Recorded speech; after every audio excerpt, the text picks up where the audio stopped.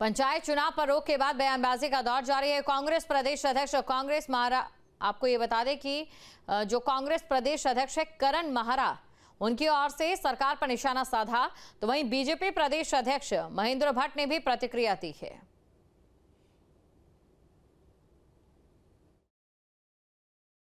सरकार चुनाव कराने के लिए कृतसंकल्पित है।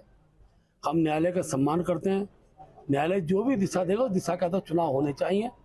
चुनाव के लिए सरकार वचनबद्ध है और हमारा प्रयास है कि ऐसा समय चुनाव हो जाए। रिजर्वेशन का एक मानक बनता है, उस मानक के आधार पर रिजर्वेशन हुआ है और ओबीसी आरक्षण के बाद सरकार ने जब आरक्षण लागू किया तो उसको जीरो केंद्रित आरक्षण किया, लेकिन आपत्तियां देना सबका अधिकार है। न्यायालय में आपत्तियां गई हैं, कल उसका जजमेंट भी आएगा और उस जजमेंट के आधार पर सरकार अपना पक्ष रखेगी और जो भी पक्ष होगा जब पक्ष के आधार पर न्यायालय जो निर्देश देगा वो उस निर्देश से सरकार चुनाव कराएगी। देखिए, कांग्रेस तो हर चीज में बौखलाएगी।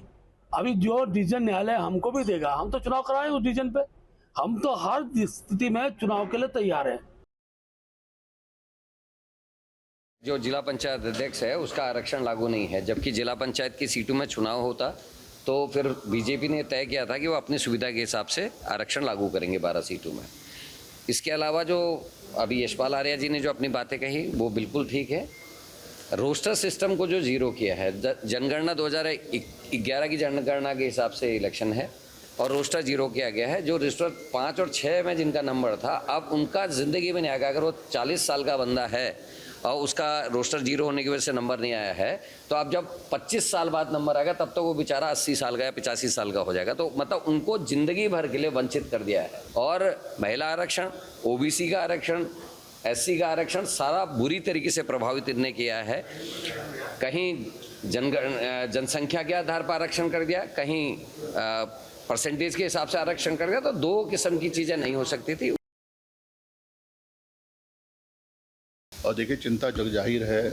आज हम निर्वाचन आयुक्त महोदय से मिले हैं और जिस तरह से भारतीय जनता पार्टी ने पंचायत चुनाव में रोस्टर प्रणाली को ध्वस्त कर दिया, जीरो कर दिया, और हमारा स्पष्ट कहना है कि आज माननीय उच्च न्यायालय ने भी जैसी जानकारी मिली है, जो हमारी ओर से आपत्तियां दर्ज की गई थी, जो आपत्तियां वाजिब थी, माननीय उच्च न्यायालय ने संज्ञान लिया और उसमें स्थगन मिला है, स्टे मिला है। और जो हमारे आरोप थे उस पर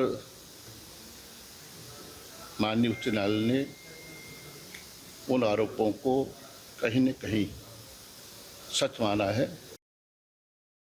मैं इस पूरे प्रकरण का लबोलुआब ये है, हमारे यहाँ चुनाव आयुक्त से मिलने का जो कारण है वो ये है कि प्रदेश की सरकार प्रदेश में उन लोगों के हकों पर डाका डालने का काम कर रही है जो पंचायत के चुनाव में प्रतिभाग करना चाहते हैं। सरकार ने उन्हें रोकने का काम किया और जिस प्रकार से 10 तारीख को एक जियो जारी होता है और उसके बाद 15 तारीख को दूसरा जियो टाइप होता है और उसको 11 तारीख की डेट डालकर 10 तारीख वाली जियो को रिक्वेस्ट किया जाता है और फिर 11 तारीख वाले, मतलब आप आपत्ति मांग रहे हैं 10 तारीख के जियो के आधार पर बनी लिस्ट पे और आप निराकरण कर रहे हैं 11 तारीख के जियो के आधार पर। तो ये उन लोगों के साथ धोखा है जो लोग चुनाव लड़ना चाहते थे। जहां भक्ति है हर शब्द में, कथाओं में छिपे हैं दिव्य रहस्य और ज्योतिष देता है जीवन को दिशा। धर्म से जुड़ी हर बातों को जानने के लिए हमारे चैनल स्तुति को सब्सक्राइब करें। चैनल पर जाने के लिए इस लिंक पर क्लिक करें।